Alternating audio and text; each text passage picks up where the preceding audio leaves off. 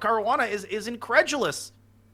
He's just like, how? What do I need to do to beat this guy? E4, E5, the two knights developing and an Italian game on the board. The innocuous opening moves to this brutal display of dominance from then reigning world champion Magnus Carlsen. It's the Speed Chess Championship 2022. I love this format, love these old games, and Carlsen does something to the world number 2, Fabiano Caruana, both in this game and the match, which is unheard of. More on that later. Let's jump to this game. We see knight f6 from Magnus, and Fabi doesn't go with the modest d3, he goes d4. Not a fun line to face in blitz, because after captures, the white pawn kicks on. It's very uncomfortable, and you have to know what you're doing with black. Now d5, the most popular move. You counter-attack against the bishop,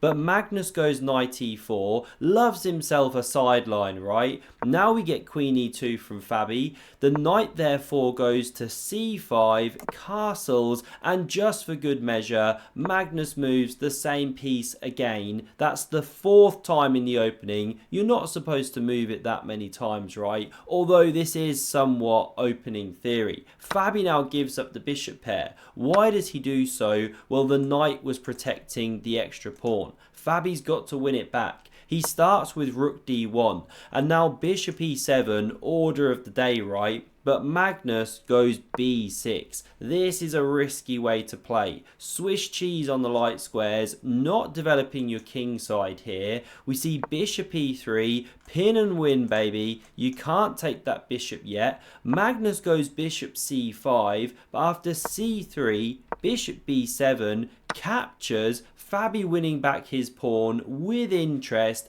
Magnus has to retreat that bishop. You can almost hear the tiny violin of sadness. Not a fun position for black, and a3 compounds the misery. No knight b4 for you, sir, coming into d5. So Magnus has to settle for castles, or does he? He goes pawn a6. Very weird move. Look at his idea. Fabi goes with the natural knight c3.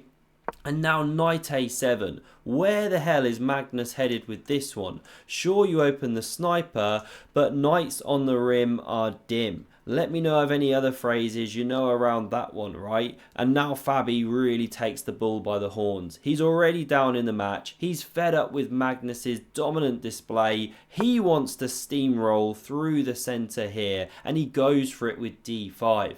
Magnus captures, and now what's the follow-up? Well, knight d4, looking for pawn e6 soon. Now hang on, what about pawn c5 for black? Kicking that knight, preparing d4. Well, then knight f5 comes, and white's in time for some big counter-attacking ideas. You can't let the knight hop there.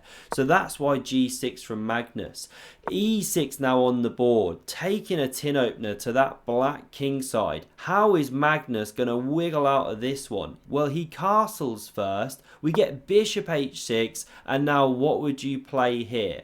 Hang your head in shame if you would move that rook. You need to take the bull by the horns in this position and plough boldly forward with that c-pawn. Drive backwards the knight and then cross the barricades into the enemy territory. Magnus giving up the exchange, yes, but setting up a professor clump of pawns in the centre. Fabi gobbles up the exchange. Thank you very much, Magnus. Magnus recaptures with the queen, and now Fabi plays the absolute best move of knight to a4, turning up the heat on Magnus's pawn chain, attacking the base, as Nimzovich always said you should do. And now again, what would you play here? Hang thou head in shame if you would push forward with b5. What's the problem?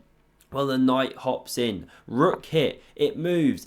Now knight d7. Look at the counterplay you gave your opponent. You need to whip your back with a cat o' nine tails in penance for letting that knight into your position. Maybe that's a bit far. Don't do that one. White with a huge position. So Magnus doesn't push on. He goes knight c8 to cover the pawn. Retreating, yes, but like a spider. He wants to slowly unravel his way stay out of the web here and eat a big fat juicy Fabi fly. We get b4 from Fabi though. He wants to rip open that pawn chain. Couldn't do it at the base, so now he's going here. He still is delaying this one because no good for Magnus to take.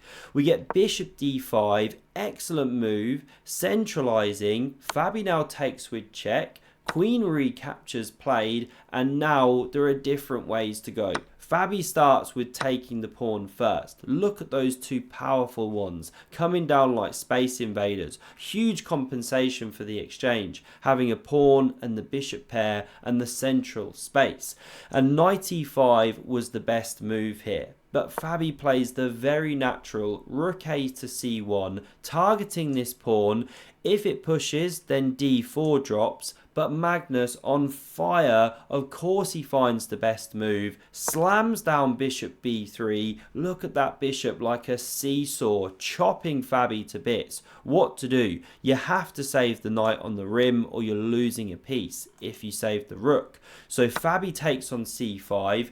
We get bishop takes here, hitting the white queen. It captures and Magnus now centralizes. So much going on here. You can legit play queen takes on d4, just a different game. You can even play knight takes on a6, distract the rook, then take this one here, or you can go knight d3 as Fabi does. Also a good move, but not if you follow up like this, because Magnus takes on a3 and Fabi does not go rook a1. Best move. Bishop retreats, rook a4, hitting d4, wonderful harmony. This pawn blockaded, good for white. Instead, we see rook c7. Looks so natural, but bishop d6 has been missed. That one sliding back. If rook d7, you just get, what's the word Hikaru used? Is it fossilized? You know, check. Picking up the rook, you're falling to bits. So you can't actually keep this rook on the 7th in any good square here. Therefore, Fabi retreats. But now knight e7, and here comes the Magnus unraveling, right? It's building. The doom is impending. Fabi going h4. What is that? Losing the thread here. a5. Here comes the a pawn. We've got knight b2. Fabi's cardigan just ripped to shreds as the cotton unravels here. a4. Rook d2. Queen b3. What a move that is. If queen takes, well, pawn recaptures. Black doing fine with a big rook invasion coming. If you take on d4 here, well, we won't explore because it's coming. We get queen e2 played instead. a3. Now knight takes on d4, and here Magnus just retreats. He could even take here, sack the queen, make a new lady, different line. But he retreats to f7. Boo. We want to see queen sacks. Now knight c4 comes. Bishop hit, and Magnus for the first time doesn't play the most precise move. Well, other than the opening rubbish he was doing.